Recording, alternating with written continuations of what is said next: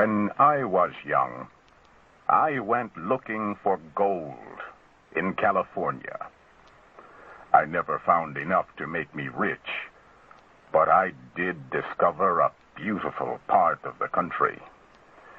It was called the Stanislaus. The Stanislaus was like heaven on earth. It had bright green hills and deep forests where soft winds touched the trees. Other men, also looking for gold, had reached the Stanislaus Hills of California many years before I did. They had built a town in the valley with sidewalks and stores, banks and schools. They had also built pretty little houses for their families. At first, they found a lot of gold in the Stanislaus Hills, but their good luck did not last. After a few years, the gold disappeared. By the time I reached the Stanislaus, all the people were gone too. Grass now grew in the streets, and the little houses were covered by wild rose bushes. Only the sound of insects filled the air as I walked through the empty town that summer day so long ago. Then I realized I was not alone after all. A man was smiling at me as he stood in front of one of the little houses. This house was not covered by wild rose bushes. A nice little garden in front of the house was full of blue and yellow flowers. White curtains hung from the windows and floated in the soft summer wind. Still smiling, the man opened the door of his house and motioned to me. I went inside and could not believe my eyes. I had been living for weeks in rough mining camps with other gold miners. We slept on the hard ground, ate canned beans from cold metal plates, and spent our days in the difficult search for gold. Here in this little house, my spirit seemed to come to life again. I saw a bright rug on the shining wooden floor. Pictures hung all around the room, and on little tables there were seashells, books, and china vases full of flowers. A woman had made this house into a home. The pleasure I felt in my heart must have shone on my face. The man read my thoughts. Yes, he smiled, it is all her work. Everything in this room has felt the touch of her hand. One of the pictures on the wall was not hanging straight. He noticed it and went to fix it. He stepped back several times to make sure the picture was really straight. Then he gave it a gentle touch with his hand. She always does that, he explained to me. It is like the finishing pat a mother gives her child's hair after she has brushed it. I have seen her fix all these things so often that I can do it just the way she does. I don't know why I do it. I just do it. As he talked, I realized there was something in this room that he wanted me to discover. I looked around.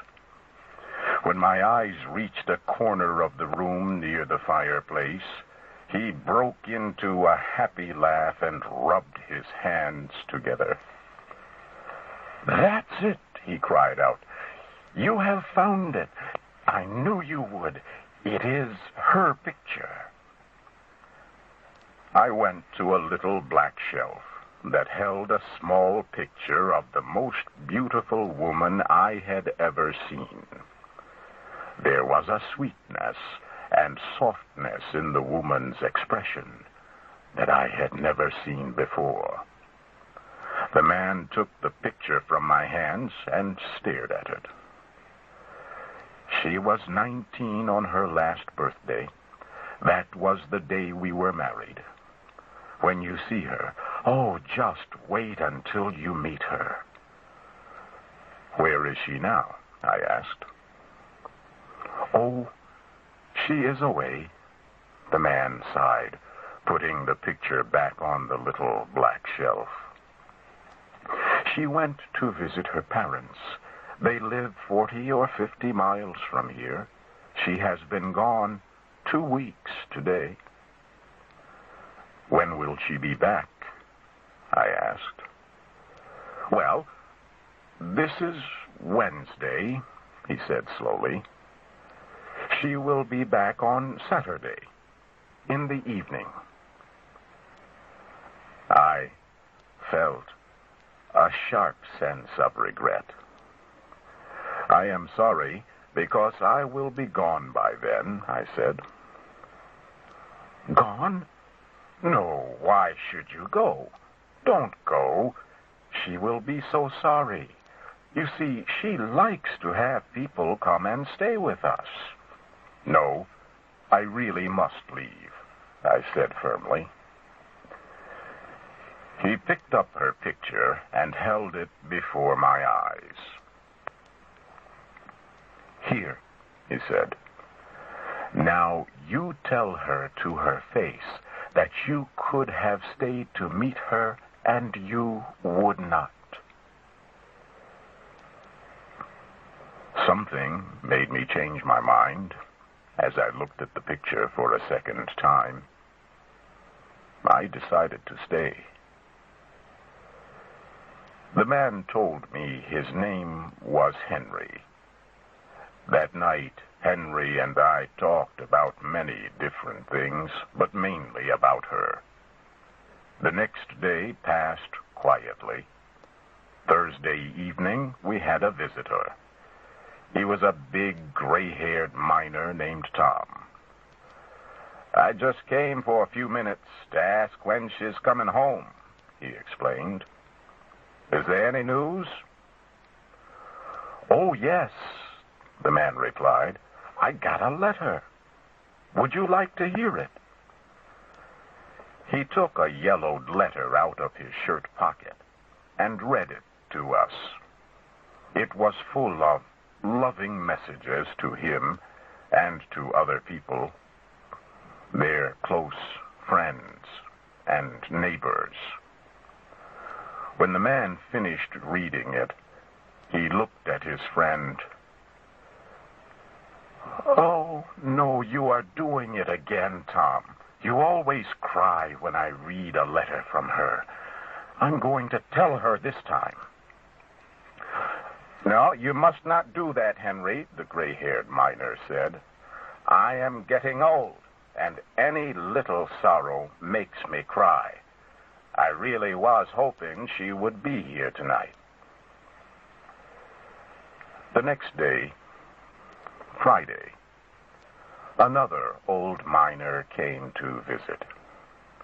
He asked to hear the letter. The message in it made him cry, too. We all miss her so much, he said. Saturday finally came. I found I was looking at my watch very often. Henry noticed this. You don't think something has happened to her, do you? He asked me. I smiled and said that I was sure she was just fine.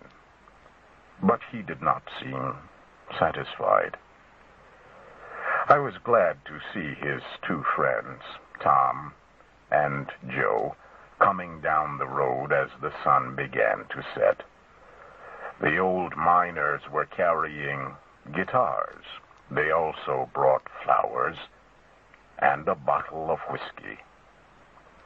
They put the flowers in vases and began to play some fast and lively songs on their guitars.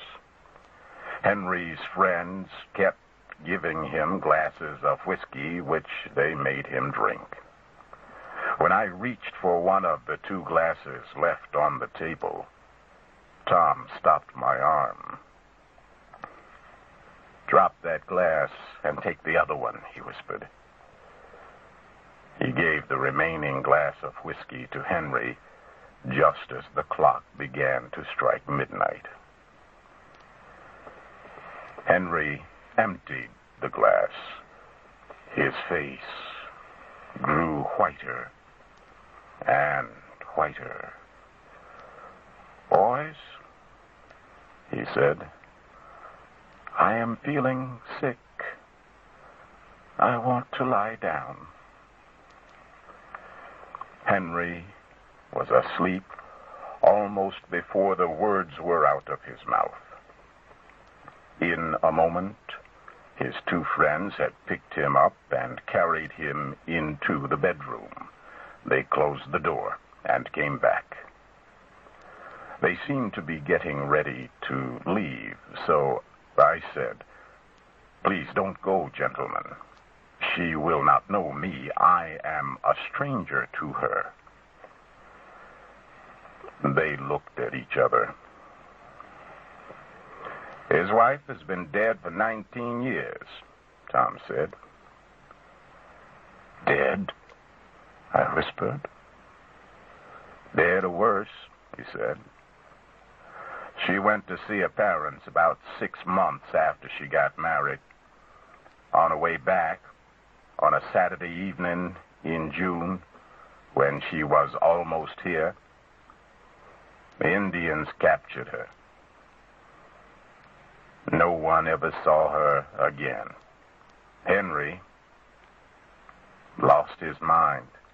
He thinks she is still alive.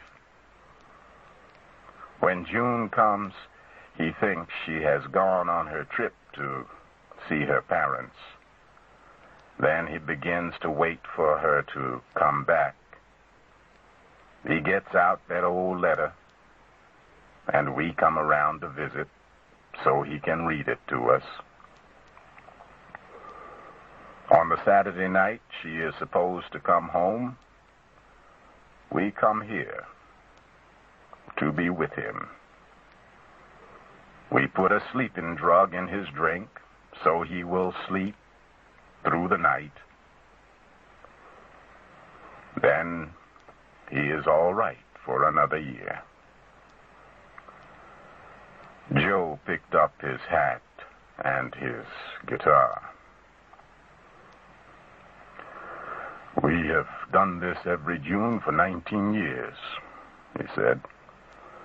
"The first year there were 27 of us. Now just the 2 of us are left." He opened the door of the pretty little house, and the 2 old men disappeared into the darkness of the Stanislaus.